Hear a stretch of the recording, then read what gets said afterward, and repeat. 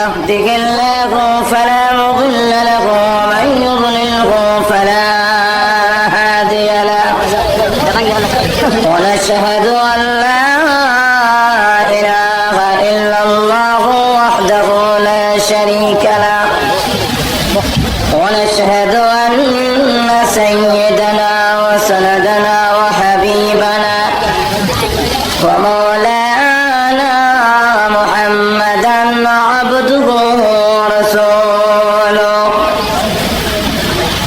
الذي أرسل إلى الناس كافة بشيرا ونذيرا وداعيا إلى الله بإذنه وسراجا منيرا أما بعد فقد قال الله تعالى في كلامه المجيد وفي فرقانه الحميد أعوذ بالله من الشيطان الرجيم بسم الله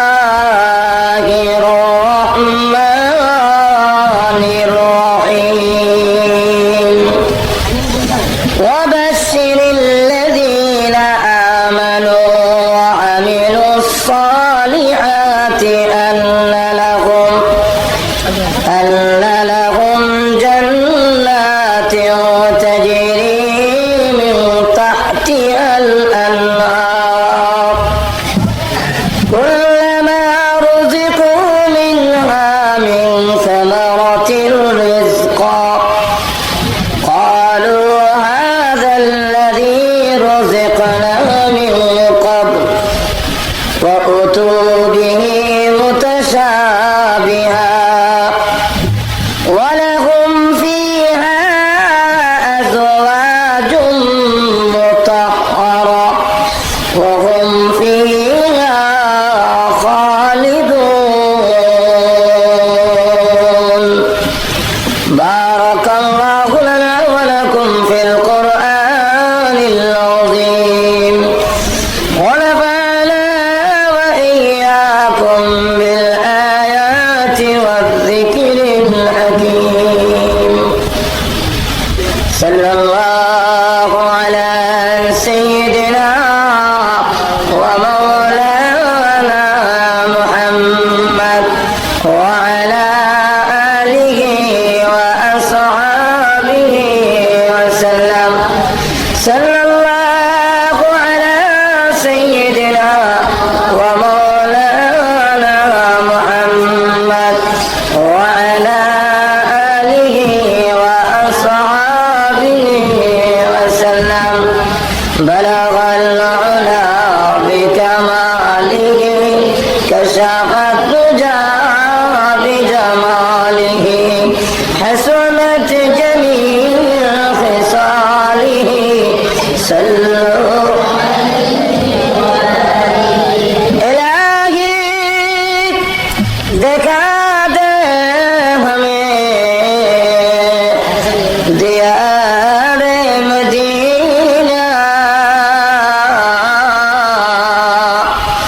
इलाही बना दे हमें गुबारे मदीना बलगल उला बिकमालिही कशफ तुजा بجماله حسنت جميع خصاله صلوا عليه لا إله إلا الله محمد رسول الله صلى الله عليه وسلم نهاية قابل احترام শাহ সৈয়দ তাজউদ্দিন রহমতুল্লাহ আলাইহি সমাজ কল্যাণ সংস্থা পরিষদ আয়োজিত আজকের এই ঐতিহাসিক মহাসম্মেলনের সভাপতি মাদ্রাসাহুল আলী মাইজুল মুকাররম উলামায়ে কেরাম, উপস্থিত সমবেত সর্বস্তরের ইসলাম প্রিয় মুসলমান ভাইরা, পর্দার অন্তরালে অবস্থানরত অত্যন্ত শ্রদ্ধেয় মা বোনেরা, মহান আল্লাহ রাব্বুল আলামিনের দরবারে অসংখ্য অগণিত শুকর আদায় করছি, যিনি অত্যন্ত দয়া করে আজকের এই সম্মেলনে আমাদেরকে শরীক হওয়ার তৌফিক দান করেছেন। এই জন্য শুকর আদায় করছি আলহামদুলিল্লাহ। আমাকে বলা হয়েছে জান্নাত জাহান্নাম এবং জান্নাতের নিয়ামত আর জাহান্নামের ভয়াবহ আযাব সম্পর্কে আপনাদের সামনে আলোচনা করার জন্য। আল্লাহ রাব্বুল আলামিন যেন আমাকে ইখলাসের সাথে কথা বলার, আপনাদেরকে আমলের নিয়ত শোনার তৌফিক দান করেন, সকলে বলেন আমিন। আমি আমার আলোচনা শুরু করার আগে আপনাদের কাছ থেকে একটা কথা জানতে চাই। আমরা যা কিছু আলোচনা করব কোরআন হাদিস ভিত্তিক, সেই আলোচনা আপনাদের মানার এবং গ্রহণ করার ইচ্ছা এবং মনোভাব আছে তো ইনশাল্লাহ? আরো দরকার আছে? তাহলে কি পরিমাণ মানবেন প্রথমে বুঝে নাই, আগে টেস্ট করে দেখি। যেই ভাইরা দাঁড়ায় আছেন আপনারা কতক্ষণ দাঁড়ায় থাকবেন? একটু কষ্ট করে মেহরবানি করে বসে গেলে আপনাদের জন্য আরাম হবে, মাহফিলও দেখতে সুন্দর হয়। আপনারাও জায়গাটা বয়ে যান, যেখানে আছেন এখানে বসে যান। যদি বসেন তাহলে বোঝা যাবে যে আপনারা মানতে রাজি আছেন। মেহরবানি করে প্রত্যেকে বসে পড়ুন, কেউ দাঁড়ায় থাকবেন না, মেহরবানি করে বসে পড়ুন। আমার আলোচনা দেশ ও দুজকের আলোচনা, কথা বুঝছেন? লম্বা আলোচনা, একটু সময় আলোচনা করলে আপনারা শুনবেন তো ইনশাল্লাহ? না আমাকে রেখে আপনারা চলে যাবেন? আমি হলাম অধিবেশনের শেষ, খাবারের শেষে আসে দই, এর অর্থ হইলো খাইলে খান নাইলে ফেলাই দেন, কথা বুঝছেন? তো আমারও অধিবেশন শেষ অধিবেশন, এর অবস্থা হইলো খাইলে খান নাইলে ফেলাই দেন। আপনার কিছু আরো খালি আছে তো নাকি? এবার আসুন আমি আমার আলোচনায় চলে আসি। আল্লাহ রাব্বুল আলামিন অসংখ্য অগণিত মাখলুক সৃষ্টি করেছেন, এর মধ্যে মানুষ হলো আশরাফুল মাখলুকাত। যারা কান ঠিক না, আরো যারা কান ঠিক না, এই মানুষকে আল্লাহ রাব্বুল আলামিন তার গোলামি করার জন্য সৃষ্টি করেছেন। যারা কান ঠিক না, আল্লাহ নিজে বলেছেন ওয়া মা খালাকাতুল জিন্না ওয়াল ইনসা ইল্লা লিয়াবুদুন। আল্লাহ বলেন মানুষ আর জিন গোষ্ঠীকে তার ইবাদতের জন্য, তার গোলামির জন্য সৃষ্টি করেছে। এই ইবাদত কি আল্লাহ কি ইবাদতের মুখাপেক্ষি নাকি? আমরা সকলে যদি আল্লাহর ইবাদত করি, গোলামি করি, এতে কি আল্লাহর সম্মান বাড়বে? আর এত জোরে কান বাড়বে? আমরা যদি সকলেই আল্লাহ না করুক, সকলে যদি আল্লাহর গোলামি ছেড়ে দেই, এতে কি আল্লাহর ইজ্জত সম্মান কমবে? কমবেও না, বাড়বেও না। আল্লাহ এমন এক সত্তা যার কমতি নাই, যার বাড়তি নাই, যার লয় নাই, যার ক্ষয় নাই। যারা কান ঠিক না, তাহলে আল্লাহ কেন বললেন তার গোলামির জন্য আমাদেরকে সৃষ্টি করেছেন? এই জন্য তাফসীর কারকরা লিয়াবুদুনের অনেক ব্যাখ্যা করেছেন। এর মধ্যে একটা ব্যাখ্যা হলো লিয়াবুদুন আই লিয়ানফাউন, মানুষের ফায়দা হবে, ইবাদত করলে তোমাদের লাভ হবে। যারা কান ঠিক না, মানুষ যদি আল্লাহর গোলামি করে, আল্লাহর ভক্ত করে, এতে মানুষের লাভ। যখন কার লাভ? আরো যখন কার লাভ? মানুষের লাভ। মানুষ আল্লাহর গোলামি করলে, আর ভক্ত করলে আল্লাহ রাব্বুল আলামিন ওয়াদা দিয়েছেন। হে নবী আপনি সুসংবাদ প্রদান করুন, ওয়াবাশশিরিল্লাযীনা আমানু ওয়া আমিলুস সালিহাতি আন্না লাহুম জান্নাত। হে নবী আপনি সুসংবাদ প্রদান করুন, যারা ঈমান আনয়ন করবে, আমার বান্দাদের মধ্যে যারা আমার প্রতি বিশ্বাস স্থাপন করবে, লা ইলাহা ইল্লাল্লাহু মুহাম্মাদুর রাসূলুল্লাহ সাল্লাল্লাহু আলাইহি ওয়াসাল্লাম এই কালিমা যারা পড়বে এবং যারা নাকি নেক আমল করবে, আমি আল্লাহ রাব্বুল আলামিন ওয়াদা দিলাম তাদের জন্য আমার তৈরি জান্নাত রিজার্ভ করে রেখে দিয়েছি। আয়াতের মধ্যে আল্লাহ রাব্বুল আলামিন উল্লেখ করেছেন ইন্নাল্লাযীনা আমানু ওয়া আমিলুস সালিহাতি কানাত লাহুম জান্নাতুল ফিরদাউসি নুজুলা। আল্লাহ রাব্বুল আলামিন বলেন যারা কি ঈমান আনবে এবং আমলে সালেহ নেক আমল করবে, আমি আল্লাহ রাব্বুল আলামিন তাকে জান্নাতুল ফিরদাউসের মেহমান বানাবো। কোন জায়গায় জান্নাতুল ফেরদাউসের মেহমান। কারণ জান্নাতুল ফেরদাউস তথা জান্নাত পেতে হলে পূর্ব শর্ত হলো ইমানদার হইতে হবে। যেরকম কি হইতে হবে? আর যেরকম কি দার? ইমান না আনলে নবীর বাপ হইলো খাতির নেই। যেরকম ঠিক না? দুনিয়ার সমৃদ্ধির জন্য, দুনিয়ার উন্নতির জন্য, দুনিয়ার ইজ্জত পাওয়ার জন্য সেখানে ইমান শর্ত নয়। হোক সে মুমিন হোক সে কাফের, সকলকে আল্লাহ রাব্বুল আলামিন দুনিয়ার সমৃদ্ধি, দুনিয়ার উন্নতি, বেঈমান কাফেরদেরকে আল্লাহ রাব্বুল আলামিন দান করবেন। দুনিয়ার ইজ্জত আল্লাহ রাব্বুল আলামিন যেমন মুমিনকে দিয়েছেন, কাফেরকে দেন নাই? আমাদের কোনো দেন নাই? বিশ্বের সবচেয়ে বড় প্রেসিডেন্টের নাম কি? আরো যেরকম কি? বুশ। তাহলে এই বুশ রাষ্ট্রীয় সম্মান পাইছে না পাইছে না? আরো যেরকম পায় নাই? তাহলে আল্লাহ রাব্বুল আলামিন কাফেরদেরকেও সম্মান দেন, কাফেরদেরকেও ইজ্জত দেন। তার পবিত্র কোরআন শরীফের সূরা বনী ইসরাঈলের মধ্যে উল্লেখ করেছেন আল্লাহ রাব্বুল আলামিন কাফেরদেরকেও দুনিয়ার সম্মান দিবেন, দুনিয়ার ইজ্জত দিবেন, আবার মুমিনদেরকেও দিবেন। তবে কাফেরের চাইতে মুমিনদেরকে ইজ্জত, সম্মান, ধন সম্পদ আরো বেশি দিয়েছেন। যেরকম ঠিক না? তাহলে এই পৃথিবীর মালিক আল্লাহ। যেরকম কে? এই পৃথিবীর মালিক কে? আল্লাহ। যদি পৃথিবীর মালিক হয়ে থাকে, রাজত্বের মালিক যদি আল্লাহ হয়ে থাকে, বুশ প্রেসিডেন্ট হয় কোন যুক্তিতে? যেরকম ঠিক না?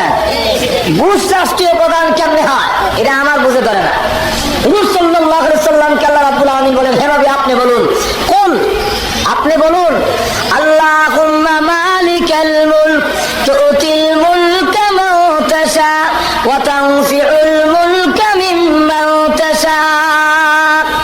হে নবী আপনি বলুন, আয় আল্লাহ আপনি রাজত্বের মালিক, আপনি যাকে ইচ্ছা তাকে রাজত্ব দান করেন, যার কাছ থেকে ইচ্ছা রাজত্ব ছিনায় নেন।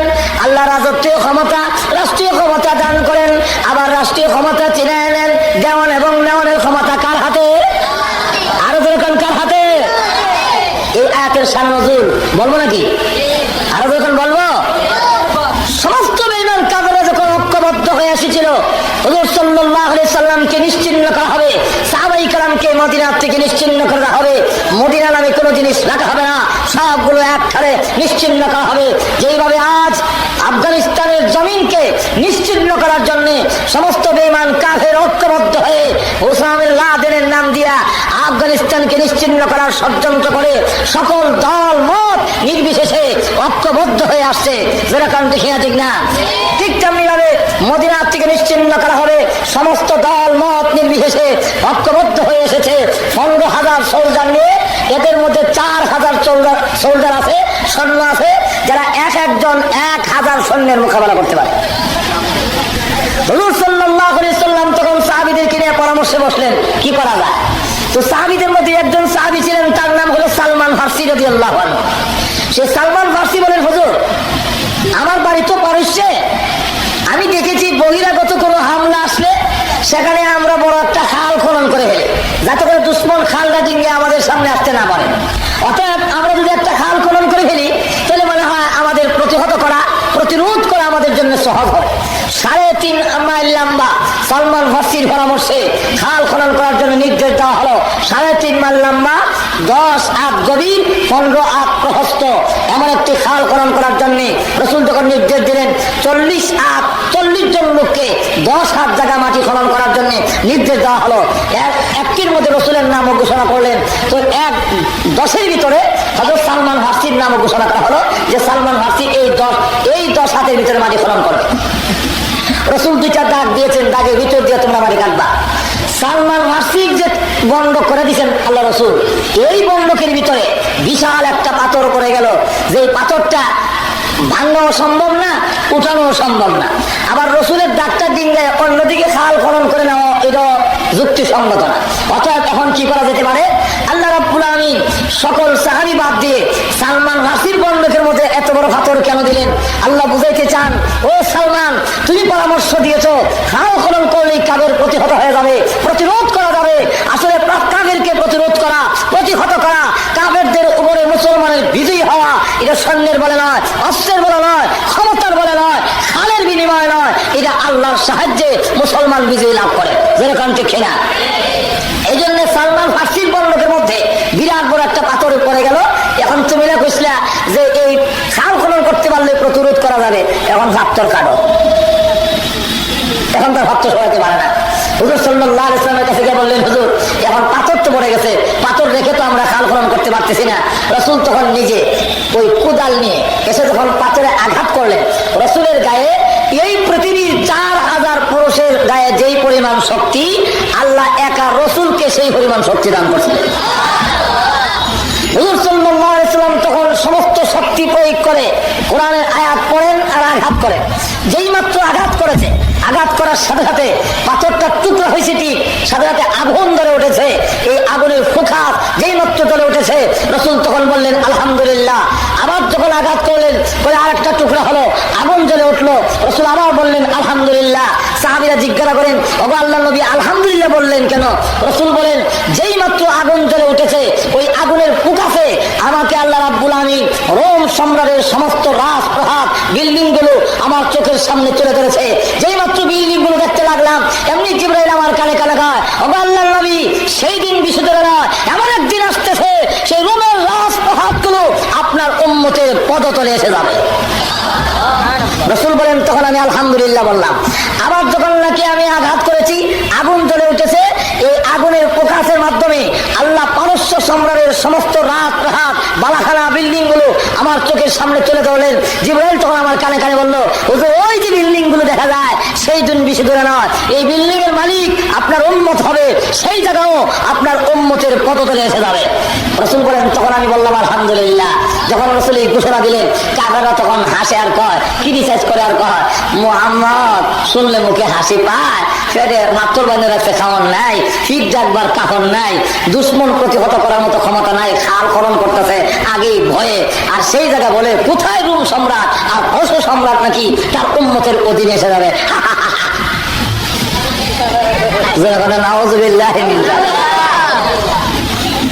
আমরা যখন বলি যে আমেরিকা মহাশক্তির মালিক, সারা বিশ্ব এক হয়ে আফগানিস্তানের মতো ছোট্ট একটা দেশ হামলা করেছে, উসামা বিন লাদেনকে হত্যা করার জন্য 24 ঘন্টা টাইম দেওয়া হয়েছিল। কিন্তু আমরা যখন বলি সেই দিন বিশুদ্ধরা নয়, এমন একদিন আসতেছে আমেরিকার হোয়াইট হাউসের মধ্যে ইসলামের পতাকা উড্ডীন হবেই হবে ইনশাআল্লাহ। তখন একদল আছে মুনাফিকের গোষ্ঠী, ওরা যখন আসেনি, আরো যখন আসেনি না মোল্লা তালেবান শেষ, উসামা বিন লাদেন শেষ, যেরকম বলে না, এরকম আমরা যেরকম বলে না। আসলে পরাজয় কি উসামা বিন লাদেনের না বুশের? কেমনে? সে বলছিল সারা বিশ্বের শক্তি আমার সাথে একত্রিত করে, 24 ঘন্টার ভিতরে উসামা বিন লাদেনকে জীবিত অথবা মৃত বিশ্ব আদালতের সামনে হাজির করা হবে। যেরকম ঠিক না? 24 ঘন্টা গেল, 24 দিন গেল, 24 সপ্তাহ গেল, 24 মাস যাওয়ার পথে উসামাকে গ্রেফতার করবে দূরের কথা, তার পাগড়ির লেজের লাগালো এখনো পায়নি। যেরকম ঠিক না? ঠিক না? আর কিয়ামত পর্যন্ত বুঝে হওয়া সম্ভব নয়। যেরকম ঠিক না? ঠিক না? এতে প্রমাণিত হয়ে গেল 24 ঘন্টায় পারল না, 24 সপ্তাহ পারল না, এতে প্রমাণিত হয়ে গেল বুশের পরাজয়। যেরকম ঠিক না? ঠিক না? আরো যেরকম ঠিক না? আর দেখা গেল তালেবান শেষ, মোল্লা ওমর শেষ, সব শেষ। কিন্তু মাঝে মাঝে আবার দেখা যায় গর্তের ভিতর থেকে বের হইয়া এমন মাইর দেয়, একদিনের মাইরে 220 জন নাই, হাসপাতালের কোনো সিট খালি নাই, আমেরিকার সৈন্য আহত সৈন্যের কারণে। যেরকম ঠিক না? ঠিক না?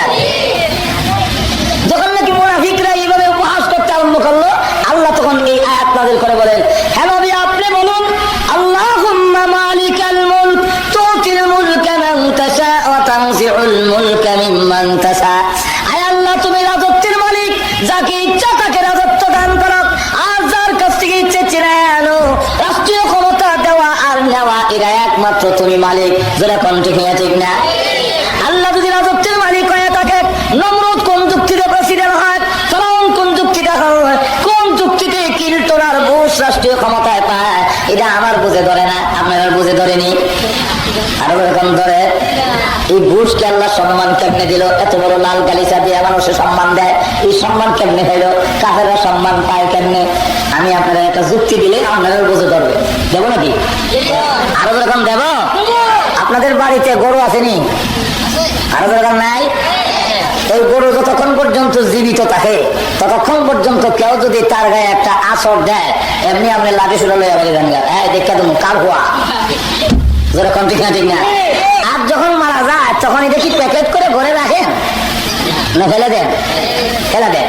এই মরা গরুটা খাওয়ার জন্য কিছু কুকুর আসছে, এর মধ্যে কিছু কিছু কুকুর হলো আপনার দুশ্ময়ের কুকুর, যাদের সাথে 10 বছর ধরে কেস, কয়েকবার গুলাগুলি লাগালাগি হয়েছে। ওর কুত্তাইয়া খাইয়া আপনার মোটা হইয়া তাজা হইয়া জিব্বা বাইর করিয়া আর শ্বাস চালাইতে পারে না, খালি এখন যেরকম, ঠিক না ঠিক না। এখন দুশ্মনের কুকুর খায়া যে সমৃদ্ধি হলো, তার যে উন্নতি হলো, এই জন্য আপনি কোন আপত্তি করেন? হ্যাঁ না জোরে করেন, আরো জোরে কোন আপত্তি করেন? কেন আপত্তি করেন না? দুশ্মনের কুকুর আমার মরা জানোয়ার খাবে কেন? যেরকম, ঠিক না।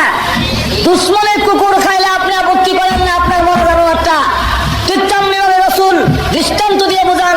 ডাস্টবিন ময়লা আবর্জনা যেখানে ফেলা সেখানে মধ্যে একটা মৃত অসম্পূর্ণ বকরির বাচ্চা পড়ে আছে। রসুল তখন আগে সেটাকে বলেন, ও সাহাবীরা, এই মৃত প্রাণীরা কেউ তোমরা পয়সাটা কিনে নিবা? ওদের পয়সা মাগনা দিল নিতাম না। আল্লাহ হাবিব বলেন, সাহাবীরা, এই মৃত প্রাণীর যেমন তোমাদের কাছে কোনো কাদর নেই, কোনো ইজ্জত নেই, কোনো সম্মান নেই। আর দুনিয়া জীবাতুন, এই পৃথিবীটা কোনো সম্পূর্ণ একটা মৃত প্রাণী আল্লাহর কাছে। তোমাদের কাছে সুযোগ আছে বলা, কিন্তু আল্লাহ রাব্বুল আলামিনের কাছে এটার কোনো দাম নাই। এই জন্য বুশ আর কিল্টন বেঈমান কাফের খাইলেও আল্লাহ রাব্বুল আলামিন কোনো আপত্তি করে না। যেরকম, ঠিক না ঠিক না। 2 নম্বর হক, বিবাহের বাড়িতে যত আয়োজন হয় উদ্দেশ্যকে একটু যেরকম, আরো যেরকম কে উদ্দেশ্য জামাই দামাম, যেরকম, ঠিক না। কিন্তু খাওয়ানোর বেলায় জামাই দেখা যায় নাকের মধ্যে ডিফা, যেরকম আসেনি ডিফা, 1-2 লোক মাখায় ডিফা দিয়ে রাখছে। আর বর যাত্রী যারা, তারা যারা ফ্যান কিনে গেছে বোতামটা একটু খুললা দেয়, যারা পাজামা পরিধান করে গেছে নিয়ে একটু খুললা দেয়, লুঙ্গি যারা পড়ে গেছে তারা গিরোটা একটু ওয়াশ করে দেয়, যেরকম, ঠিক না।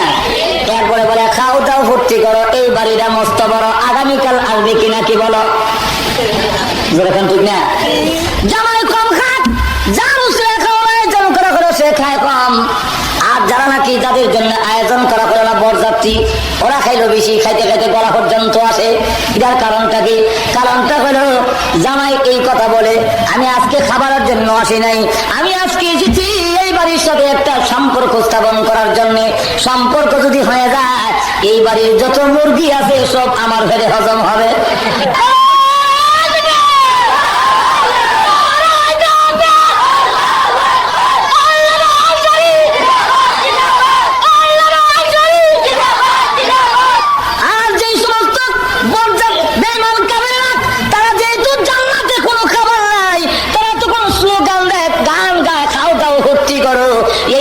মস্ত বড়, এই পৃথিবী মস্ত বড়, আগামীকাল বাঁচবে কিনা কি জানো? যেমনে মন চায় sex free, free mind, free sex, যা চায় তা বুক করো, যা চায় জনশক্তি প্রয়োগ করো, কোনো আপত্তি নাই। কারণ জান্নাতের খাবার আমাদের কপালে নাই।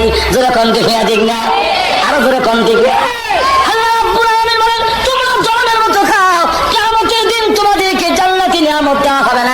যেমনি ভাবে আন্দর মহলের যখন ডাক আসে, আন্দর মহলের ভিতরে যখন যায় তখন শুধু জামাই না প্রতিভা দেওয়া যায়, দরজা বন্ধ করে রাখার কোনো বিধান নাই।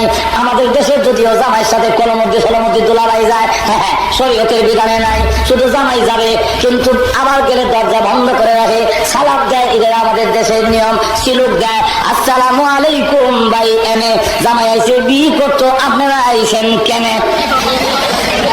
যেরকম, ঠিক না। শিক্ষা গেছে, তারা বিয়ে করছেন না, আপনারা শিক্ষা দেয় না আমার কাছ থেকে। এখন আমার তারা কয় ওয়ালাইকুম সালাম ভাই, ও বা জামাই এসে বিয়ে করতো, আমরা আইসি শোভা। যেরকম, ঠিক না ঠিক না। দরজা বন্ধ করার কোনো বিধান নাই, কিন্তু বন্ধ রাখে, যাই হোক ওইদিকে যাবো না। এরপরে জামাই ঢুকার পারমিশন দেয়। বরযাত্রী যদি ভিতরে যেতে চায় সেখানে একজন সুন্দরী রূপসী সুরসী কন্যা ঘুমটা দিয়ে সুন্দর শাড়ি আঁচল একবারে নতুন শাড়ি পরিধান করে অলংকার লাগাইয়া আন্দর মহলের ভিতরে মাথা নিচে করে বসে আছে। ওই মহিলারা বরযাত্রীর জন্য নয়, শুধু জামাইয়ের জন্য রিজার্ভ করা আছে। যেরকম, ঠিক না ঠিক না। সেখানে যদি কোনো বরযাত্রী উকি দেয়, এমনি বাড়ির যেই কেউ যদি দেখে কাক কাক ধরে নিয়ে বরযাত্রী করে এই কথা হয় যায় না। যেরকম ঠিক না, ঠিক না, বরযাত্রীর করে যাইতে দেয় না, দেখা এই জামার করে আন্দোলন মহলে যেতে দেয় না, বরযাত্রীর করে পৌঁছায় দেয়। ঠিক তেমনি ভাবে কিয়ামতের কঠিন ময়দানে আল্লাহ ডাক দিয়ে বলবেন, উদখুলুহা বিসালামিন আমিনিন। এই বান্দারা, জান্নাতের গেট তোর জন্য উন্মুক্ত, তোর জন্য খুলে দেওয়া হয়েছে। ভিতরে গিয়ে দেখ সুরুচি সুন্দরী রূপসী কন্যা, এমন সুন্দর আঁচল মাথায় দিয়া, মাথা নিচের দিকে দিয়ে তোর জন্য অপেক্ষা করতেছে। তার মাথার আঁচলটা, এই যে শাড়ির যে আঁচল, এটার দাম তামাম পৃথিবী বিক্রি করলেও আল্লাহ রসুল বলেন জান্নাতি হুরুল গিলমানের শাড়ির আঁচলের দাম হবে না। সেই কোনটা দিক সুন্দরের রূপসী কন্যা অলংকার লাগাইয়া জান্নাতের ভিতরে আন্দর মহলে যখন নাকি মাথা নিচে দিয়ে নিয়ে বসে আছে, তারা বলে ভিতরে ঢুকো, আন্দর মহলে ঢুকো। এমন সময় যদি কোনো বেঈমান কাফের ওই জান্নাতের আন্দর মহলের দিকে উঁকি মারে, আমরা তো বরযাত্রী ছিলাম, এখন আমি জান্নাতের ভিতরে যেতে চাই, আন্দর মহলে যেতে চাই, আমি ফেরেশতা গাছ ধরে ধাক্কা দিবে আর বলবে ওয়ামতাজুল ইয়াউমা আইয়ুহাল মুজরিমুন, জাহান্নামের ঘর, এটা তোদের বরযাত্রীর ঘর, সেখানে যা, জান্নাতের আন্দর মহলে তোর মতো বুশের জায়গা নাই। যেরকম ঠিক না, ঠিক না, আরো যেরকম ঠিক কিনা। এজন্য আসুন, পরকালের নিয়ামত পাইতে হইলে, দুনিয়ার নিয়ামত, দুনিয়ার সমৃদ্ধি, দুনিয়ার উন্নতি, দুনিয়ার ইজ্জত পাইতে হলে ইমান শর্ত নয়, ইমানদার হইতে হবে না। কিন্তু আখিরাতের নিয়ামত পাইতে হলে ইমানদার লাগবে না, লাগবে না? আরো যেরকম লাগবে কিনা। ইব্রাহিম আলাইহিস সালাতু সালাম সম্পর্কে হযরত ইব্রাহিম আলাইহিস সালাম দোয়া করেন বাবা সম্পর্কে, কারণ বাবা সম্পর্কে ওনার তখন জানা ছিল না, উনি কোন অবস্থায় মারা গেছে তা তো জানা নাই। তাই তিনি ডাক দিয়ে বলেন, পরওয়ারদিগার রব্বুল আলামিন, আমার আব্বা যে আজরটা করেছিল গো, আমার আব্বারে জাহান্নামের আগুন থেকে মাফ দিয়ে দাও। আল্লাহ ডাক দেন, ইব্রাহিম তুমি কি আমার বিধান ভুলে গেছো? তুমি কি আমার বিধানের কথা মনে নাই? ঈমান না আনলে আমি আল্লাহ কাউকে মাফ দেই না। যেরকম ঠিক না, ঘুমাই গেছেন তুমি আসতে পারো, ঘুমাই গেছেন নাকি আপনারা? সত্য বলে ইমান আনতে হবে। আল্লাহ হালিমের সন্ধান পাওয়া যায় না, কিছু সময়ের জন্য রাসূলের কোনো খোঁজ পাওয়া যায় না। এমনি সকল দিকে সাহাবেরা বের হয়ে গেলেন, ওমর একদিকে বের হলেন, আবু বকর একদিকে বের হয়ে গেলেন, আবু হুরায়রা আরেকদিকে বের হয়ে গেলেন। ওমর হাতে তরবারি ডাকতে বলে, মদিনার মুনাফিকরা, মদিনার বেঈমান কাফেররা রাসূলের অনুসন্ধান করব, রাহমাতুল লিল আলামিনের সন্ধান যদি না পাই, আমি খাত্তাবের ছেলে ওমরের হাত থেকে একটা রেহাই পাবো না, সবগুলো আমি হত্যা করে ফেলবো। খলিফাতুল মুসলিমিন ওমর হাতে তরবারি নিয়ে ফেলেছে। আবু হুরায়রা একদিকে বের হয়ে গেল। আবু হুরায়রা বলেন, রাসূল কোন দিকে গেছে, কোথায় গেছেন, তা কিভাবে আমি খুঁজে বের করবো? তবে একটা মাপকাঠি আছে, একটা সন্ধান করার যন্ত্র আমার কাছে আছে। রাহমাতুল আলামিন যে রাস্তা দিয়ে যেতেন ওই রাস্তা দিয়ে মেশকে আম্বরের গ্রাম আসতো। আবু হুরায়রা বলেন, আমি রাস্তা বের হইয়া নাক টানতে আরম্ভ করলাম, রাহমাতুল আলামিন কোন পথ দিয়ে গিয়েছেন। এমনি দিকে অবনাথের মধ্যে সুগ্রাম আসতেছে, এই গ্রামকে ফলো করে আমি রওনা হলাম। যেতে যেতে এক বাগানের কাছে গিয়ে দেখি যেন জান্নাতের এই সুগ্রাম বাগানের ভিতর থেকে আসতেছে, মেশকে আম্বরের সুগ্রামটা যেন বাগানের ভিতর থেকে আসতেছে। তাই আমি চাইলাম বাগানের ভিতরে ঢোকার জন্য, কিন্তু চতুর্দিকে ওয়াল দেওয়া, ঢোকার কোনো রাস্তা পাই না। হঠাৎ করে একটা গর্ত পেয়েছি, ওই গর্ত দিয়ে আমি বাগানের ভিতরে ঢুকবো। ঢুকে গিয়ে দেখি আল্লাহর হাবিব রাহমাতুল লিল আলামিন ওই বাগানের ভিতরে ধ্যানমগ্ন অবস্থায় আল্লাহর দরবারে উম্মতি উম্মতি বলে কাঁদতেছে। আমি জানতে বললাম, ইয়া রাসূলুল্লাহ, ইয়া হাবিবাল্লাহ, সমস্ত সাহাবীরা পাগল হয়ে গেছে, মদিনায় কিয়ামত তারিখ হয়ে গেছে, আপনি বাগানের ভিতরে উম্মতি উম্মতি বলে কাঁদেন, মেহেরবানি করে বের হয়ে আসুন। আল্লাহর হাবিব বলেন, ওরে আবু হুরায়রা, এই মুহূর্তে আমি বের হবো না, আমার কান্নার কারণে আল্লাহর রহমতের সাগরে জোশ উঠে গেছে। আল্লাহ রাব্বুল আলামিনের দরবারে আমি উম্মতি উম্মতি বলে কেঁদেছি। সকল উম্মত, সকল মানুষ রাসূলের উম্মত, ইহুদি খ্রিস্টান বৌদ্ধ মুসলিম মুসলমান সব তো রাসূলের উম্মত। যেরকম দেখিয়া দিই না, উম্মত দুই প্রকার, একদল উম্মতের নাম উম্মতে ইজাবত, আর এক উম্মতের নাম হলো উম্মতে দাওয়াত। একদল উম্মত রাসূলের দাওয়াত গ্রহণ করেছে, আর একদল উম্মতে রাসূলের দাওয়াত গ্রহণ করে নাই। বেঈমান কাফেররা রাসূলের দাওয়াত গ্রহণ করে নাই। রাসূল সকল উম্মতের জন্য কান্দে, আল্লাহুম্মা উম্মতি, আল্লাহুম্মা উম্মতি। উম্মতের ভিতরে ইহুদি আছে, উম্মতের ভিতরে খ্রিস্টান আছে, উম্মতের ভিতরে মুশরিক আছে। রাসূল সকল উম্মতের জন্য কান্দে। এই কান্না দেখে আল্লাহ দয়া জেগেছি। আল্লাহ রাব্বুল আলামিন ডাক দেন, নবী আমার, আমি আপনার দরখাস্ত মঞ্জুর করলাম, আর কান্দেন না গো, তবে একটা শর্তের সাথে আমি আল্লাহ আপনার উম্মতকে জান্নাত দিব।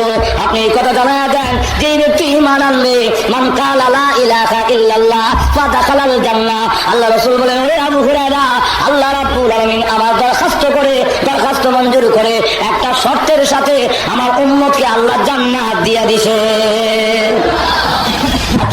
সুবহানাল্লাহ। এই মুহূর্তে রাস্তায় গিয়ে ঘোষণা দে, মান কালা লা ইলাহা ইল্লাল্লাহু ফাদাখালাল জান্নাহ। মান হলো এখানে শর্ত হলো, মান যেটা এটা মানে শর্তিয়া বলা হয়। শর্ত হলো যে ব্যক্তি লা ইলাহা ইল্লাল্লাহ পড়বে আর তার দাদা হলো, তার প্রতিদান হলো ফাদাখালাল জান্নাহ। তার শর্ত হলো দাখালাল জান্নাহ, তার দাদা হলো, আর শর্ত হলো লা ইলাহা ইল্লাল্লাহ। যে ব্যক্তি লা ইলাহা ইল্লাল্লাহ পড়বে তার প্রতিদান হলো জান্নাত। সুবহানাল্লাহ বলেন না?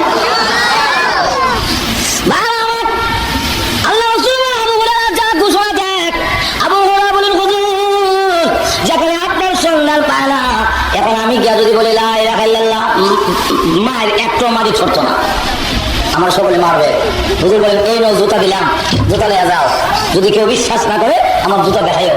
কেউ বলেন আবু হুরায়রা রাসূলের জুতা মাথায় লইছেন, কেউ বলেন বুকুল তুলে প্রিয় বাড়িছে, দাওয়াত দিব। প্রথমে যে লোকটাকে পাইলেন, এই লোকের নাম হলো হযরত ওমর। কি নাম? গরম না ঠান্ডা? রাসূলের সম্মান পাইছি, পাইছো কোথায় বলবো পরে? আগে বলো লা ইলাহা ইল্লাল্লাহ ফাদাখালাল জান্নাহ। ওমর কয়, লা ইলাহা ইল্লাল্লাহ মাস একটা সব। হযরত আবু হুরায়রা বলেন, খারওয়াল ইস্তি, আমি সর খাইয়া বুঝে গিয়ে আমার ছোট রকম করছি। আর উমরের সবটা রাসূল বলছেন দাওয়াত দেওয়ার জন্য তুমি আমার সর মারলা, আমি এখন রাসূলের কাছে বিচার দেব। ধরে গেছে আপনি বলেন না দাওয়াত দেওয়ার জন্য? হ্যাঁ বলছি। আমার উমরের সর মারলো কেনা?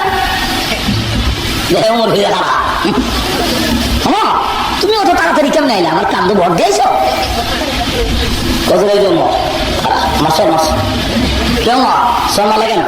হুজুর আপনি তো আল্লাহর রহমতের সাগরে ডুবন্ত ছিলেন, আপনি যে বলছেন তা তো সত্য, কিন্তু সাধারণ পাবলিক এটার অর্থ বুঝবে না। তারা মনে করবে নামাজ না করলো চলবো, লা ইলাহা ইল্লাল্লাহ বললেই যাবো।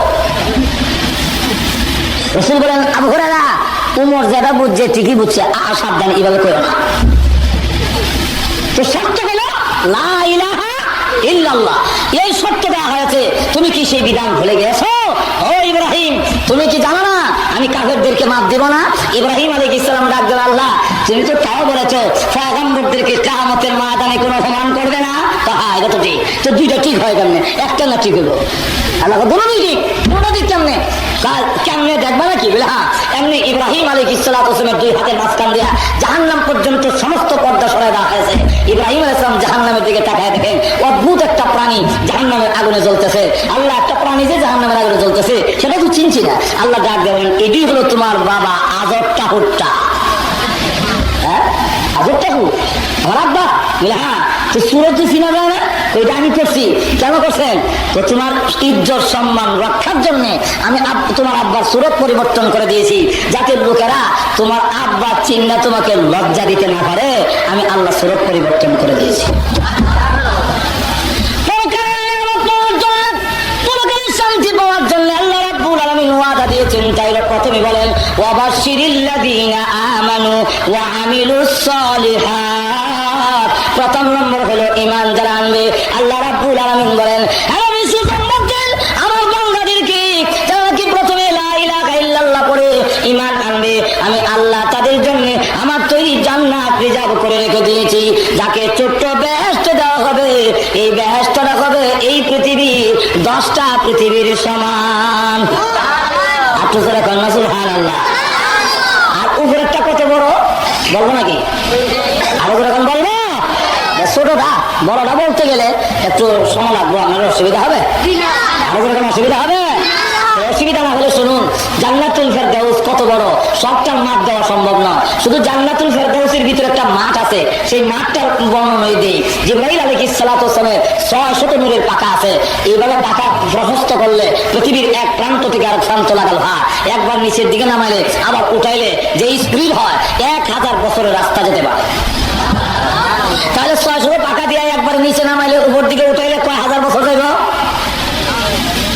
6,000। সুবহানাল্লাহ। জিবরাইল আলাইহিস সালাতু ওয়াস সালাম বলেন, হুজুর আমার 600 নূরের পাকা দিয়া আমি জান্নাতুল ফেরদাউসের ভিতরে একটা মাঠ আছে, যার নাম নাফিদ। ওই মাঠের এক প্রান্ত থেকে আরেক প্রান্ত যাওয়ার জন্য আমার 600 নূরের পাকা দিয়া 70 বছর পর্যন্ত নামাইলাম উঠাইলাম, কিন্তু জান্নাতের ময়দানে কোনো কুল কিনার আমি পাইলাম না। এখন চিন্তা করেন মাঠটা যদি এত বড় হয়। জিবরাইল আলাইহিস সালাতু ওয়াস সালাম বলেন, যেখানে সিদরাতুল মুনতাহা থেকে পৃথিবী পর্যন্ত আসতে গেলে একটা মানুষ চোখ উপর দিকে উঠাইয়া আবার এমনি নিচের দিকে নামাইতে চোখ ফাঁকি দিতে যদ্দূর সময় লাগে, এর ভিতরে সিদরাতুল মুনতাহা থেকে পৃথিবীতে আমি পৌঁছে যায়। তাহলে সেই জিবরাইল যদি 70 বছর পাকা হয়ে যায়, ময়দানের কোনো কুল কিনার পাইছে না, পরিবার চিন্তা করেন মাঠটা কত বড় আর জান্নাত কত বড়।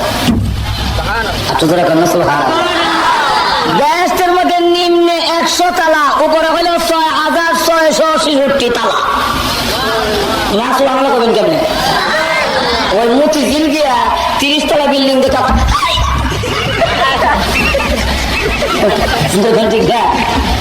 30 তলা বিল্ডিং। আর দেশের নিম্নে 100 তালা, উপরে 6,666 তালা।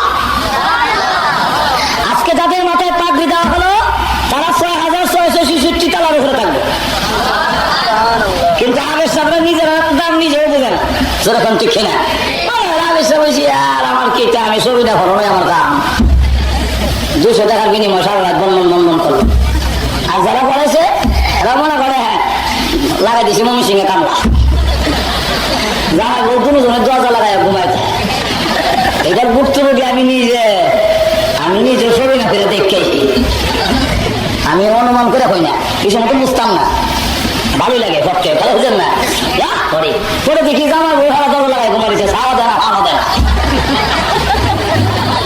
আমার হিসেবে মনে করে সকালে 200 টাকা পাইতাম, আর কেউ করা সারা রাত কি যে করে নিজের দ্বারাই বুঝি না।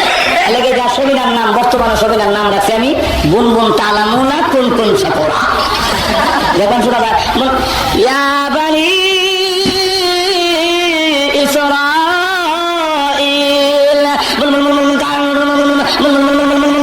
তালামুনা সাকুরা। যেরকম দেখি ঠিক না, আমি নাম রাখছি বুনবুন তালামুনা কোন কোন। হাফেজে কোরআনের দাম কত জানেন? আল্লাহ রাসূল বলেন, ইউকালু লিসাহিবিল কুরআন ইকরা ওয়ারতাকি ওয়ারাতিল কামা কুনতা তুরাতিলু ফিদ দুনিয়া ফাইন্না মানজিলাতাকা ইনদা আখিরি আয়াতিন তাকরাউহা। আল্লাহ বলবেন, হ্যাঁ কোরআন ওয়ালা পড়ো আর চড়ো, তোমার পড়া যেখানে শেষ হবে তোমার বাসস্থান জান্নাতের সেখানে হবে। চিন্তা করছেন তার দাম কত? আমার আসলে জন্য আল্লাহ রাব্বুল আলামিন 6,666 তালা, নিম্নে 100 তালা, এক একটা তালা 70,000 করে কামরা, এক একটা কামরা হলো পৃথিবীর সমান। আরো যেটা কামনা সুবহানাল্লাহ। প্রত্যেকের 2টা করে গাড়ি দেব, যেরকম কটা একটা গাড়ি স্পেশাল, আরেকটা হলো সপরিবারে চলবার লাগিয়া, যারা নিজে খালি মোটরসাইকেলের মতো চালাবেন, এটার স্পিড হলো প্রতি সেকেন্ডে 1,86,000 মাইলের চেয়ে বেশি।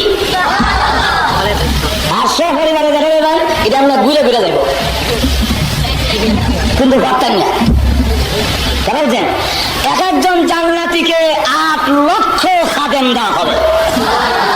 শুধু খাবার পরিবেশন করবে তাদের সংখ্যা হলো 80,000। আর হাজার 80,000, নিচে বউ হবেন 70 জন, উপরে 25,000। সুবহানাল্লাহ বলছেন না? এরপরে আবার দেখবেন আপনার স্বাস্থ্য নয় রং থাকবে না।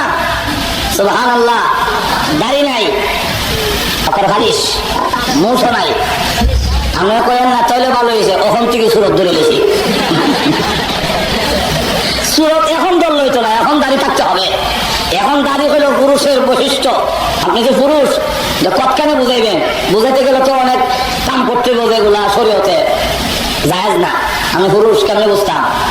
হ্যাঁ, যেরকম ঠিক না। পাঞ্জাবিরা জিজ্ঞেস, তুমি মুসলমান হো? मैं मुसलमान हूँ। अगर मुसलमान है तो कलमा बताओ। तो देखा जाए हिंदू लोग कलमा कैसे कापड़ा उतारो, যেরকম ঠিক না ঠিক না। আপনি যে পুরুষ বোঝাবেন কেমনে, এটা আমার লোকে দাঁড়ি, যেরকম ঠিক না ঠিক না। এরা হলো বীরত্বের লক্ষণ, শ্রেষ্ঠত্বের লক্ষণ। মনের রাজা হলো সিংহ, তার মুখে কেমন সাপ দাঁড়ি, যেরকম ঠিক না ঠিক না। আরো যেরকম ঠিক কিনা। এখন বেহেশতে যাওয়ার পরে দাঁড়িয়ে থাকবে না, শুধু একজনের দাঁড়িয়ে থাকবে, ওনার নাম আদম আলাইহিস সালাম। যেরকম কি নাম? আরো যেরকম কি নাম? আদম আলাইহিস সালামের দাঁড়িয়ে থাকবে, আর কারো দাঁড়িয়ে থাকবে না। কেন? উনি হলেন সকলের বাবা। ওনার দাড়ি না থাকলে আবার ছেলে আর বাপে ভেস লেগে যাবে। ওনার দাড়ি আর কারো দাড়ি নাই, সকল দাড়ি থাকবে না, মোষ থাকবে না, মাথায় আবার লম্বা চুল থাকবে। কারণ লম্বা চুল রাখতে আবার অনেকের একটু শখ আছে। যেরকম ঠিক না ঠিক না। এখন দাড়ি নাই, মস্তানি মার্কা চুল। আল্লাহ বলেন তোর যা ভালো লাগে সবই শোনানো হবে, সবই দেওয়া হবে। লম্বা চুল, গলার মধ্যে স্বর্ণের চেইন, চেইন দেওয়ানোর শখ আসেনি? মজার এখন নাই আমাদের সমাজে, নাই বিলে আমাদের সমাজে যুবকেরা চেইন দিয়া, গলার মধ্যে স্বর্ণের চেইন দিয়ে আবার ওই দিন শার্ট গাও দেয় না, ওই দিন আবার পাঞ্জাবি গাও দেয়। কারণ শার্ট গাও দিলে চেইনটা দেখা যায় না, পাঞ্জাবি দিলে বোতামটা করলে। যেরকম ঠিক না ঠিক না। এখন স্বর্ণের চেইন দেখা যাওয়ার জন্য গলা স্বর্ণের চেইন, হাতের মধ্যে আমার কথা না, কোরআন শরীফের আয়াত সব ঠিক করানো সবাই না আমার কথা বুঝছেন। তাহলে আবার দুজো কথা ঠিক লাগছে না। আসল করুন আস্ত রয়েছে সেখানে, যেরকম ঠিক না ঠিক না। আগে একটু এটা শুধু বুক না লেগে তাহলে বুক লাগাই দেয়, এরপরে ফোনের চাউর পরে। এখন এই অবস্থা যখন নাকি দেখা গেল যে গলার মধ্যে স্বর্ণের চেইন, হাতের মধ্যে স্বর্ণের বালা, এরপরে আবার সুবহানাল্লাহ লম্বা হবে 60 হাত, ফাঁস হলো 7 হাত। আমার জন্য হাত প্রহস্ত করছি, 7 হাত হয়েছেনি হয়েছে। স্টেজটা আমার প্রায় কাছাইব এমন ভাস। লম্বা হলো 60 হাত। আদম আলাইহিস সালাম লম্বা হবে। আর গলার কণ্ঠস্বর থাকবে দাউদ আলাইহিস সালামের মতো। কারণ গলার আওয়াজ যদি ভালো না হয়, অনেক সময় মনে আশাটা পুরো হয় না। ঠান্ডার রাত শেষ সবচেয়ে মনে চাইছে একটা গজল গাইতো, যেই মাত্র টান দিছে,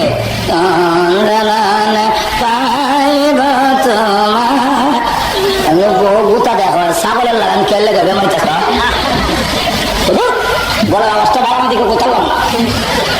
জান্নাতের ভিতরে কণ্ঠস্বর দাউদ আলাইহিস সালামের মতো হবে, আর চেহারার রং হবে ইউসুফ আলাইহিস সালামের মতো, চরিত্র হবে মুহাম্মদ রাসূলুল্লাহর মতো।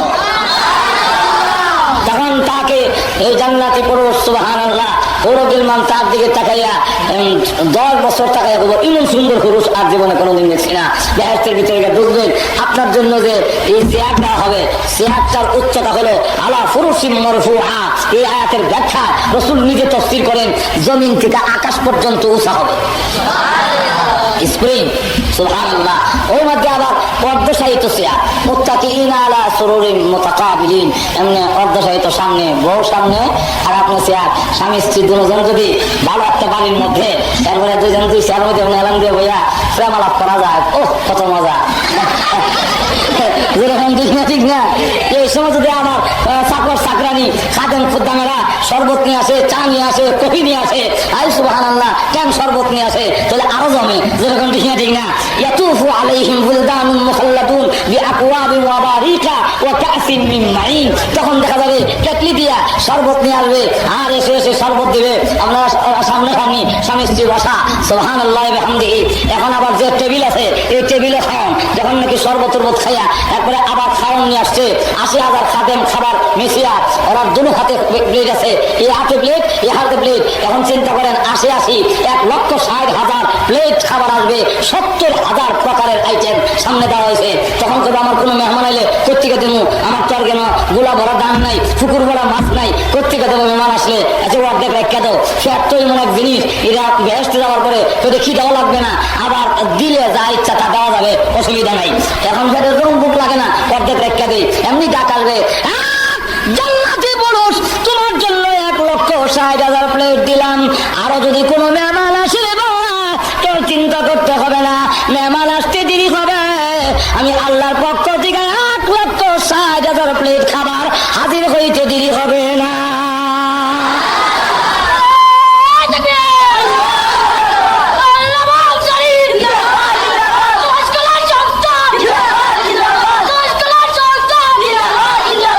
এইভাবে যখন নাকি খাবার নিয়ে আসবে, সুবহানাল্লাহ, 1,60,000 প্লেট সামনে হাজির। এরপরে এগুলা খাইয়া আবার টেবিল আছে না, টেবিলটা এটাও খাবার ভাঙ্গিয়া খাইলে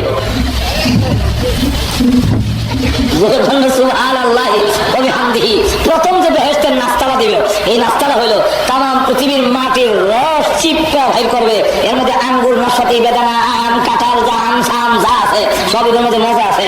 এই মজার রস একত্রিত করিয়া জাল দিয়া কাই বানাইয়া এটাকে রুটি বানানো হবে, আর মাছের কলজা দিয়া যখন খাওয়ান দিব রুটিটা লাগাই আমাদের এমন মজা জীবনে পাইছি না।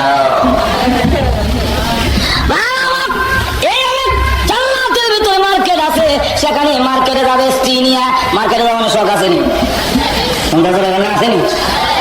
আমার আছে, আপনারও আছে কিনা জানি না, যাই না আর কি। যদি যাই যদি দেখতাম মনে বড় আশা বড় শখ লাগে, কিন্তু যাইতাম পারি না, তারা বুঝছেন না। ব্যস্ত যাওয়ার পরে সেখানে মার্কেট আছে, স্ত্রী নিয়ে ঘুরবেন, এমনি দেখে দোকানে গেলে মালিক নাই, শাড়ি লটকানো, একটা ছবি লটকা রয়েছে, ছবির মধ্যে একজন মহিলা 3 টাকা দিয়ে আমরা হার এমনি দেখে এটা বইলে ভালো আছে, এটা তো সুন্দর একটু বেশি দেখা যায়, কইতে দিবি এটা ছবির থেকে সত্যিকারের মহিলা হইয়া নামতে দিবি হইতো না। এরপরে আবার গান শোনানো হবে, গান শোনানোর শখ আসেনি? গান আসেনি? গান শুনান দুনিয়াতে হালাল না হারাম? আর সারো মাজার মধ্যে হারাম, সারো তরিকায় হারাম, যেরকম ঠিক না, আরো যেরকম ঠিক না। এখন এটা বিভিন্ন নামে হোক, আমাদেরকে গান যেহেতু হারাম, এই জন্য আমরা গান শুনি না, শুনবো না, এই জন্য শয়তান চক্রান্ত করিয়া এখন গানের নামের আগে একটা শব্দ লাগাইছে। আচ্ছা, পায়খানা হালাল না হারাম? আরো যেরকম পায়খানা খাওয়ান যায়নি? আচ্ছা, কোন হুজুর যদি পায়খানা করে আপনারা ডিলা কুলুর লইয়া পায়খানা করছে, নবীজির তরিকা অনুযায়ী সুন্নত তরিকা পায়খানা করছে, এই পায়খানার যদি আমি প্যাকেট করে উপরে লেখা দেয় ইসলামী পায়খানা, যাই যাবনি? আরো যেরকম যাই হবে। আমাদের সমাজে এখন ইসলামিক গান বেরিয়েছে, গান আবার ইসলামী হয় কেমন? কি বেরিয়েছে তোমাদের এখন? কি গান? ইসলামী গান।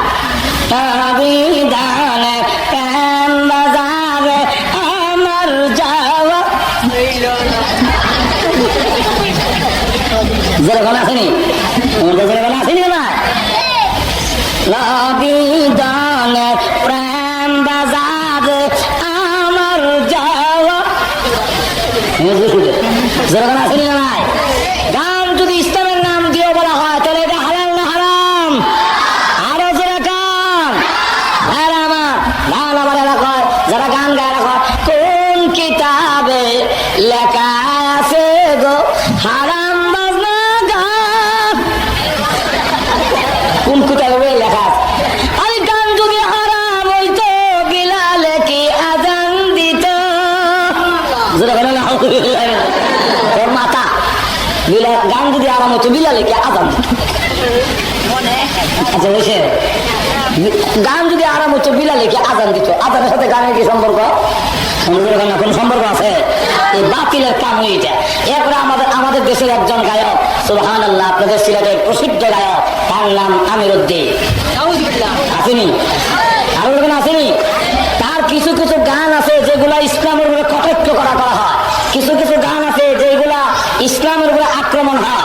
কেউ যদি ইসলামের উপরে কটাক্ষ করার কথা বলে, কেউ যদি ইসলামের বিধিবিধানের উপরে আক্রমণ করে, তখন তার ঈমান থাকে। আরো যেরকম তার কিছু লিখিত গান আমার কাছে জমা আছে, বলবো?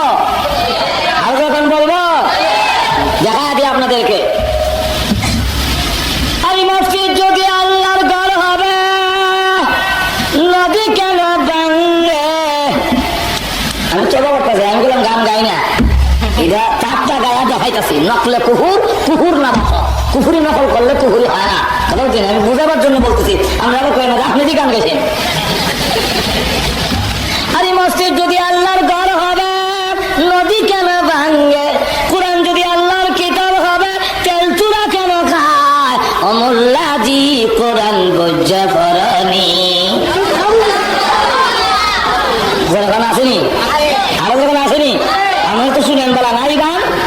আচ্ছা, তার কথায় কি বোঝা গেল?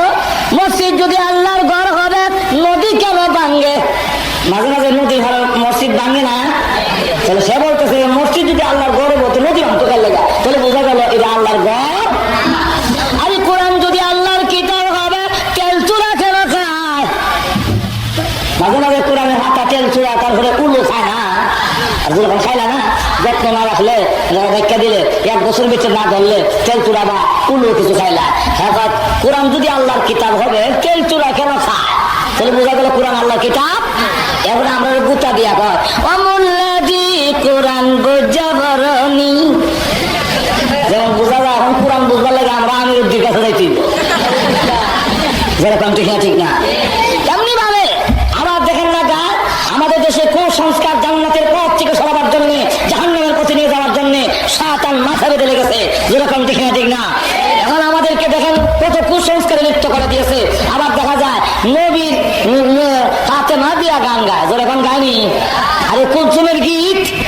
আর যেরকম আমার চ্যালেঞ্জ, কেমন পর্যন্ত 10 লক্ষ সেই হাদিস আছে, কোন একটা হাদিসে যদি এমন ঘটনা দেখাতে পারে, জিহ্বার টান দিয়ে ছেড়ে ফেলবো।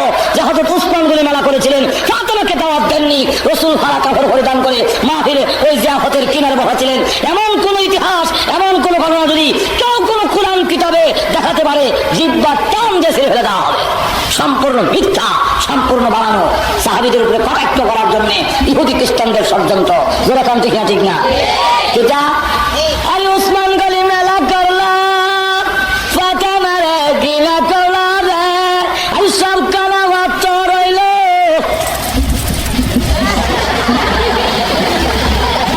যেরকম আসেনি, আসেনি না?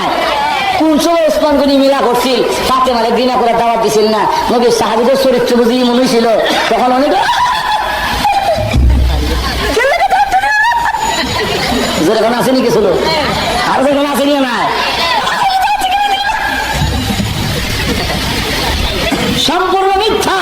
নবীর সাহাবীদের প্রতি এভাবে কটাক্ষ করে তারা কথা বলে, ঈমান থাকবে না যাইব? না থাকবে না যাইব? এমনি গান গাই আলাদা কথা, কিন্তু আবার ইসলাম আক্রমণ করে কথা, এতে ঈমান। ঈমান আল্লাহু আকবার। আমাদের দেশে দেখেন না, মহরম আইছে, আবার মহরম আইসেনি, আসলের নামে খবর নাই। মহরম আইলে দেখবেন এমনি খরচ রোজা রাখে না, মহরম আইলে রোজা রাখে, জুতা ভাও দেয় না, তেল মাথার দেয় না, তরকারি খায় না, নিরামিষ খায়, পানি খায় না, শরবত খায়, যেরকম আসেনি। এরপরে লঙ্গি উল্টাইয়া এমনি এগুলো ব্যান দিয়া, আমি নিজে করে দেখেছি। আমরা তো মনে করেন না, আমতাজি কই, আমার ছাত্র যেমন আমি একদিন গেছি, দেখেছি লঙ্গি উল্টাইয়া এরপরে একবারে বিশ্বাস কেন্দ্র দেখে দেখে হয়ে রাখা, আর অন্যরা এটা যোগান দেয়। দেখা কোথাও নেই।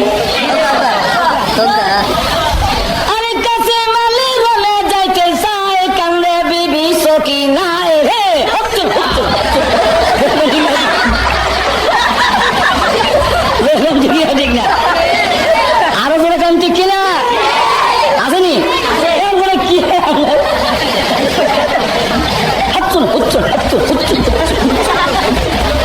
আসেনি? আল্লাহু আকবার। হাসান হুসেনের নাম রে শুদ্ধ করিয়া হাসান হুসাইন রাদিয়াল্লাহু আনহুমা বলতে হয়, রাদিয়াল্লাহু আনহুমা বলে রাসূল নারাজ হয়। সে জায়গায় রাদিয়াল্লাহু আনহু কবে দূরের কথা, হাচ্চন হুচ্চন, যেরকম ঠিক না? ঠিক না? তাও আবার লঙ্গি উল্টায়া কম্বল দেখাইয়া, যেরকম ঠিক কিনা? আল্লাহু আকবার। এখন চিন্তা করেন, অথচ হাসান হুসেনের দাম আছে না? যেরকম আসেনি? আপনি কি একটা ঘোড়া কিনা দিতে পারেন না? আমরা 2 ভাই ঘোড়া দৌড়াবো। রাসূল ডাক দিয়ে বলেন, হাসান হোসেন ঘোড়া দিব করতে, আমার কাছে তো টাকা নাই, তবে হ্যাঁ আমি নবী তোদের ঘোড়া দৌড়ানোর শখটা মিটাই দেই। ও ঘোড়া না, ঘোড়া দৌড়ের শখ কেমনে মিটাবেন? রাসূল ডাক দিয়ে বলেন, আমি নিজে ঘোড়া হইলাম, আমার পিঠে তুই উঠে যা। সুবহানাল্লাহ। একটা হলো ঘোড়া দৌড়ানি, আর একটা হলো ঘোড়া দৌড়ানোর শখ মিটানি। শখ মিটানি বুঝেননি? কলা ডাব্বা কাচ্চা হাতা হলাইয়া লেস্টার সামান্য রাখিয়া রশ্মি দিয়া বান্ধা 2 চেঙ্গে সেবা দেয়া, কলা ডাব্বাটা দিয়া দড়ি একটা কান্দ দিয়া দৌড়। কি কলাস ঘোড়া দৌড়াই আচ্ছা ঘোড়া দৌড়াই না নিজে দৌড়ি? এটার নাম হলো নিজে দৌড়া ঘোড়া দৌড়ানোর শখ মিটানি। যেরকম ঠিক না? ঘোড়া দৌড়ের শখটা মিটা যায়। আমার প্রিয় আমি নবী ঘোড়া হইলাম, রসুল তারাবু লাগাইয়া ঘোড়া হইয়া এখন বলেন আমার পিঠে ঘুরছে হুসাইন, আমি এখন ঘোড়া হয়ে গেলাম। হুসাইন রসুলের পেটে উঠছে, ওইটাই বান্নাছে আর কার ঘোড়া তো দৌড়ে, আমার ঘোড়া যে খাড়িয়া থাকে। এমনি রসুল হাবুর করে দৌড়ে। হুসাইন ঘোড়ার তো একটা লাগাম থাকে, লাগাম টানলে লাগাম না টানলে আরাম লাগে না, সব মিটে না। নবী গো ও না আমার ঘোড়া যে লাগাম নাই। এমনি রসুল তার মাথার সুন্নতি চুল থেকে এক গাছি চুল হুসাইন হাত দিয়া বলে না হুসাইন এটা হলো তোর ঘোড়ার লাগাম। এমনি রসুলের চুল ধরে টানে, হুসাইন রসুলের পিঠে নাচে। এই অবস্থায় খালিফাতুল মুসলিমিন ওমর ঘরের ভিতরে ঢুকছে, ঢুকিয়া গিয়া আল্লাহু আকবার, আল্লাহর পরে যার মর্যাদা তামাম পৃথিবী তার খাতিরে সৃষ্টি করা হলো। হুসাইন রে তাকে তুমি ঘোড়া বানাইছো, তোমার ঘোড়া তোমার সোয়ারি পৃথিবীর শ্রেষ্ঠ সোয়ারি।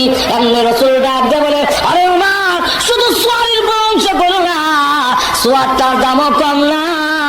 এটা সারা গালির নাতি না রে, এটা আমি মুহাম্মদুর রাসূলুল্লাহর নাতি। হুসাইনের দাম আসেনি? আরো কোনো আসেনি? কেতামনি নানা নাতির বহস, কেতামনি বহস। আরো যখন বললো অসুবিধা হইতেছে, আমার আর লাগাল ভাই না ভাই সারা ঘরে নাই ঘুমাই গেছেন গিয়া। ইদানিং এই সাইডে কোনো মাহফিল আছে বলে মনে হয় না, সুতরাং আর তাড়াতাড়ি সারাসারি নেই। রাজি আছে না? আপনারা মনে করেন না যে আমি যদি সারা রাখি পারতাম না, আমার আরো সমস্যা আছে। বলেন না বলে মনে হয় আজকে সারা রাখতে মনে থাকতো না।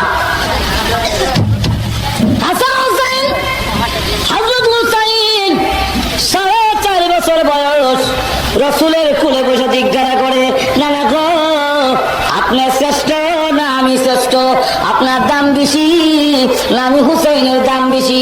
রসুল বলেন হুসাইনের তার সাথে তুমি তুলনা দাও, আমি রসুল আমি তোমার নানার দাম অনেক বেশি। এমনি হুসাইন আমার বেশি, আমার বেশি তোমার বেশি করবে, আমার থেকে তোমার বেশি কেমনে হলো? কেমনে হবে এটা কি বলতে হবে নাকি? বলে হ্যাঁ বলো। তাহলে বলেন আমার আব্বা কারা ঘুমা গেছেন গিয়া।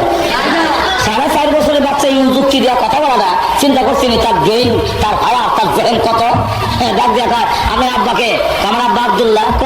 খালি আব্দুল্লাহ যে শুধু আব্দুল্লাহ, আগেও কোনো ডিগ্রি নাই পিছনে কোনো ডিগ্রি নাই। আপনার আব্বা হলে শুধু আব্দুল্লাহ, কজনে ছেলে কি ডিগ্রি আছে?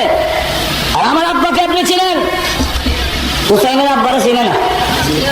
আর হুসাইনের আব্বাকে রসুল ছিলেন না? আপনি আমার আব্বা ছিলেন। তোমার আব্বাকে কল দেখি।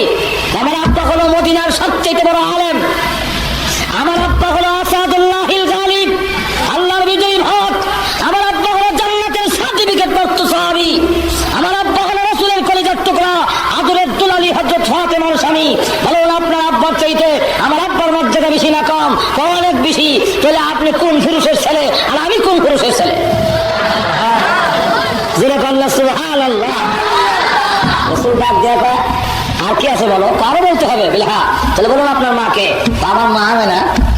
শুধু আমেনা, আগে হিচ্ছি কোনো ডিগ্রি নাই। আপনি কি আমার মাকে চিনেন? সুবহানাল্লাহ।